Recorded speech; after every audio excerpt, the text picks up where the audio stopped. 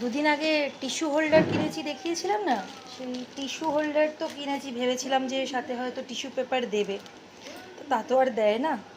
জানা ছিল না আমার, আসলে আমি চেক করে কিনিনি, তো সেই জন্য টিস্যু বক্সগুলো অর্ডার করেছি, মানে পেপারগুলো।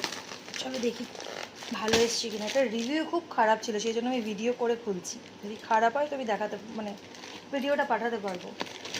রিভিউ খারাপ ছিল বলতে টিস্যুর কোয়ালিটি ভালো, কিন্তু এই বক্সগুলো এই যে আমারটাও খারাপ এসছে।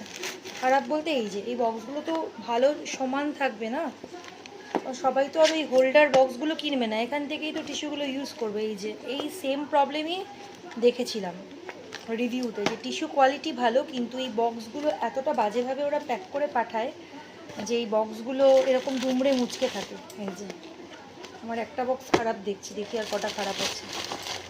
হ্যাঁ, এই যে খারাপ বলতে এই যে এগুলো এরকম হয়েছে। আমার অসুবিধা নেই, আমি চেঞ্জ করব না, কারণ আমার হোল্ডারটা তো রয়েছে, ওর মধ্যেই রাখবো, আমার এর মধ্যে লাগবে না। এই মুখটা আবার খোলা পর্যন্ত, এই যে এই যে, তো সবাই রিভিউ খারাপ বলবেই, আমার রিভিউ